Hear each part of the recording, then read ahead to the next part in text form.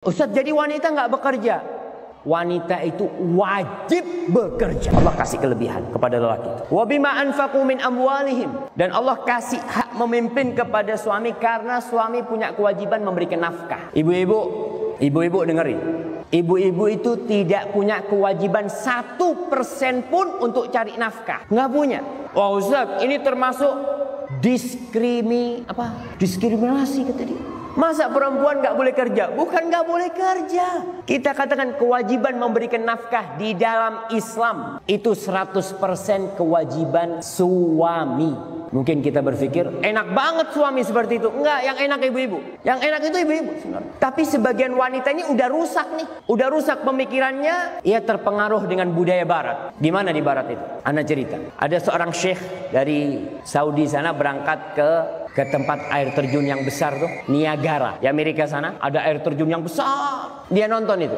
Dia kepingin tahu melihat kebesaran Allah dengan pakaian gamisnya, dengan surban. Ya banyak yang nonton orang-orang barat, perempuan-perempuan, cewek-cewek di sana. Dilihat nih ada yang paling aneh nih pakaiannya. Sama cewek-cewek barat yang pakaiannya mini-mini dipanggil tuh, "You come here." Hah? Iya, tanya, "Ente dari mana?" katanya. "Dari Arab sana." "Iya, dari negeri Islam," kata dia. Masya Allah. Apa kata perempuan-perempuan itu? Kita dengar kalau perempuan-perempuan di sana itu dizalimin. Nggak boleh keluar rumah, nggak boleh kerja, kata dia. Oh, kata syekh ini, ente salah informasi. Loh, kok bisa salah informasi? Ente salah dapat informasi. Perempuan-perempuan di tempat kita tuh, mereka adalah ratu-ratu permaisuri kita. Kita ini budaknya mereka. Lelaki di sana itu budaknya perempuan. Kita udah kerja dari pagi sampai sore. Untuk siapa? Untuk dia. Kita dapat duit, kita bangun rumah buat dia. Kita kerja, bisa beli mobil buat siapa? Buat dia, buat anak dia.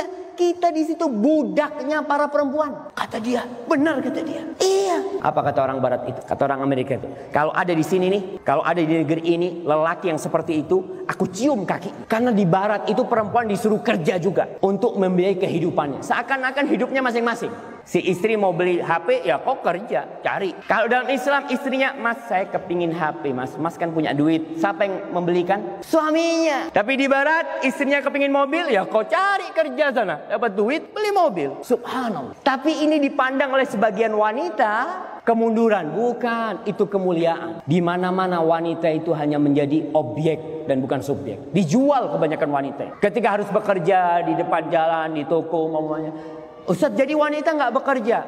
Wanita itu wajib bekerja. Wanita itu ingat, wanita itu wajib bekerja.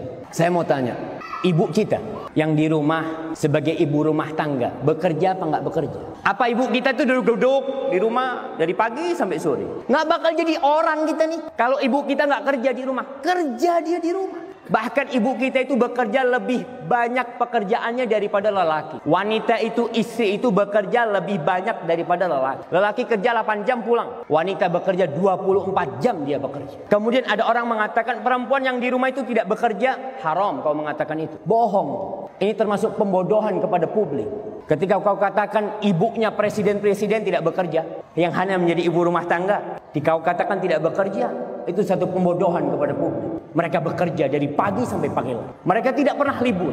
24 jam kali 30 hari sebulan. Kali 20 tahun sampai anaknya dewasa, dia bekerja. Bahkan ketika anaknya keluar rumahnya, ibu tidak pernah berhenti bekerja. Dia tetap bekerja. Tapi kadangkala kita berpikir bekerja itu harus yang mendatangkan uang. Kalau kita berpikir bekerja itu hanya yang mendatangkan uang, akan muncul di depan nanti generasi-generasi yang jadi begal, generasi-generasi yang jadi perampok, generasi-generasi yang tidak pernah mendapatkan kasih sayang ibundanya, yang dia hidup besar di jalanan, mana ibunya nggak ada, bapaknya nggak ada. Siapa yang ngurus anaknya? Ya nggak tahu, dia di rumah dia. Subhanallah. Jadi yang mengatakan wanita tidak bekerja, dia pembohong besar.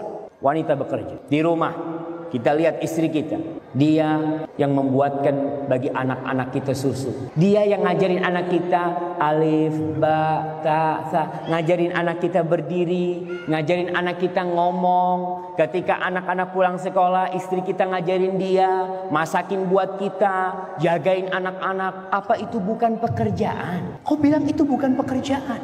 Ya, itu pekerjaan, nggak dapat duit. Maka dari itu suami nih, ini yang jadi masalah. Banyak suami yang nggak benar ngasih nafkah sama istrinya.